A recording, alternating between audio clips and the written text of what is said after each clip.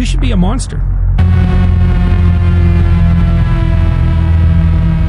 Because everyone says, well, you should be harmless, virtuous.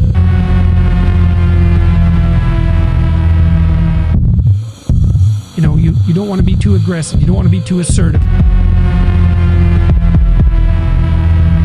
You want to take a back seat and all of that. It's like, no. Wrong.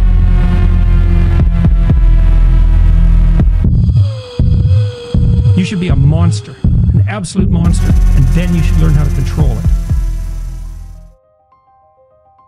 You'll see too in the classic hero stories, I mean, you see this with Harry Potter, for example, which I'm making reference to because it was such a phenomena. I mean, when something makes a welfare mother richer than the Queen of England, you shouldn't take note, right? And when kids are reading 500-page books and standing in line waiting for the next one, and when you produce a whole movie empire around something, you should take note of that. Well, Harry Potter's little team aren't the delinquents, right, who have no discipline, but they're also not the good kids.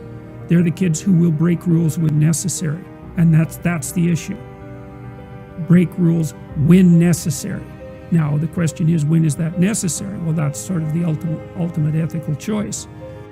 And so you know, again in the Harry Potter stories, you see he's touched by evil, right? He actually has a soul fragment that's embedded within him that's as black as anything can possibly be. That's why he could talk to snakes.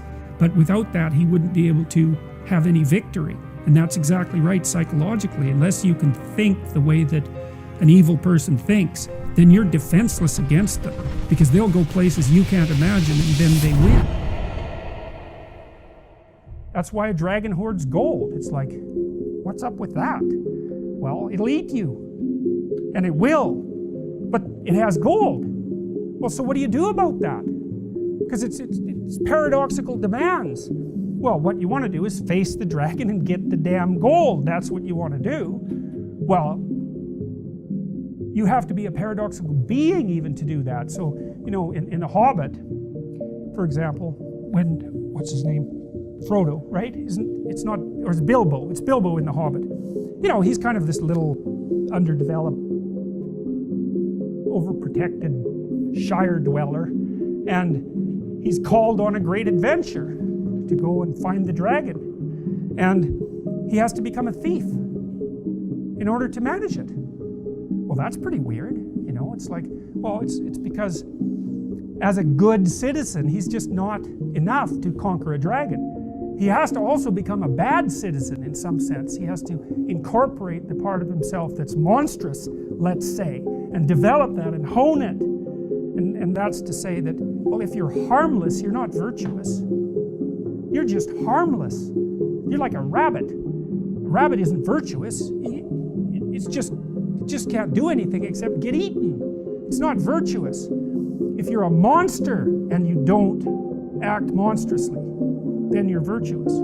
But you also have to be a monster. Well, you see this all the time. Harry Potter's like that too. It's like he's flawed, he's hurt, he's got evil in him. He can talk to snakes, man. He breaks rules all the time. All the time. He's not obedient at all. But, you know, he has a good reason for breaking the rules.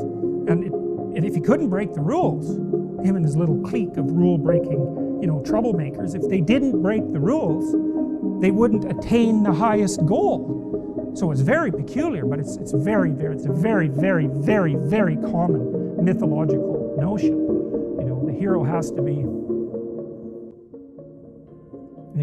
a monster, but a controlled monster. Batman is like that, you know. I mean, it's everywhere. It's the story you always hear. Because one question is, you know, you're kind of implicitly moral insofar as you're socialized. But that's sort of procedural. It's just built into you. This is different. This is also becoming conscious of it and expanding out your personality into dimensions that it wouldn't normally occupy. So this happens to people all the time. So, for example, lots of my clients, my clinical clients, are too agreeable. And they're generally women, because women are more agreeable than men, but not always, because I've had agreeable men as clients as well. And what happens is they're resentful and they don't know how to stand up for themselves, and it's because they're very compassionate by nature. And so if you're entering into a negotiation with them, they'll let you win. Well, that's not so good, because you know you need to win too, especially if you're in an organization of adults where there's a struggle, right? When you have kids, you can let them win, especially infants. Like, you have to let them win, and that's partly why compassion is so necessary. But as a basis for negotiation between adults, it's like, sorry, it's insufficient. You have to be a bit of a monster so that you can say no. And so a lot of what you do in psychotherapy is treat people's anxiety and depression. That's a huge chunk of it. Help them straighten out the way they think. That's a huge chunk of it. But another chunk of it is, well, let's toughen you up. You know, let's put you in a position where you can bargain. Let's teach you how to assert yourself and stand up for yourself, and that's assertiveness training, and it's a huge chunk of psychotherapy.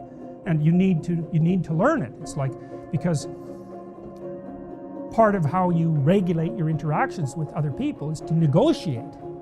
And you cannot negotiate unless you can say no. You can't do it.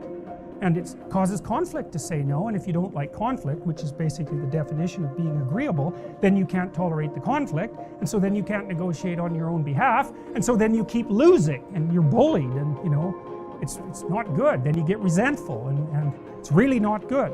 So you have to develop your inner monster a little bit, and then that makes you a better person, not a worse person. It's weird, but that's just how it is.